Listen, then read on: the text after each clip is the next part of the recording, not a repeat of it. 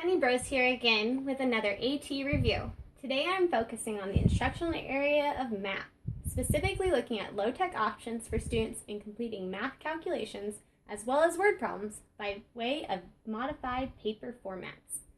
Many students in our program this year have had a hard time both in general education and resource math settings, not because they cannot do the work, but because of the space provided for them to show work on assignments.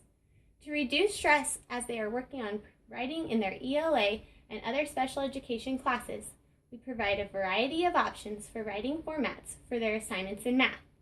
These formats not only allow students more space, but an alternative to using paper and pencil as they have sensory processing disorders or sensory versions. In front of me, you can see a selection of materials that can be located at any of their math workstations, as well as some materials that you may have available to make homemade options. Many students like to use whiteboards to show their work because it provides larger space for their writing.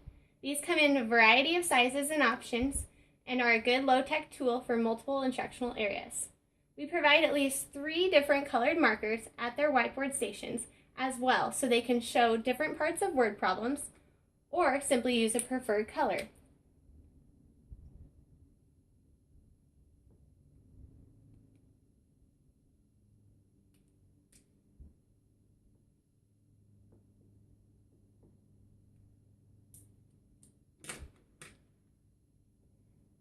You can usually get a classroom set with markers and erasers for around $45 to $50 on Amazon.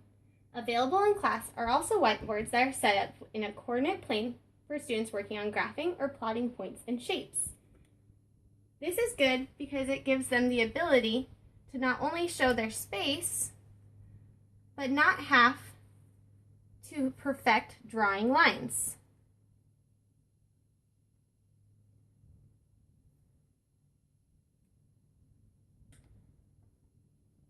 Now, if your classroom does not have whiteboards available, or you're looking to create a whiteboard for your student to use at home or in other settings, you can use clear sheet protectors and some colored paper, white paper, or even graph paper to make them on your own. You can also use contact paper sheets if you have them readily available. Another modified paper format I have here are number lines, which can also be used with dry erase markers. The larger one comes from Amazon in a pack of 30 for around $12. This low-tech option is great for students who are working on basic calculations, adding and subtracting with negative numbers, or even working with inequalities. You can also see here that I have 2 homemade options. I made these just simply using strips of paper, Scotch tape, and Sharpies. I used red for negative numbers and blue for positive numbers on these ones. You can also adjust number lines according to specific counting strategies or numbers that the students may be working on, such as counting by 5s or having just a positive number line so that the student can focus on their specific math goals and objectives.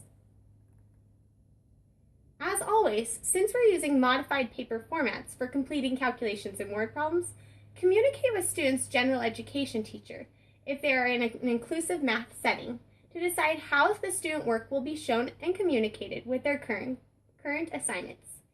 There you have it, 2 low-tech options, both a variety of whiteboards and number lines for assisting students in completing calculations and word problems in the instructional area of mathematics.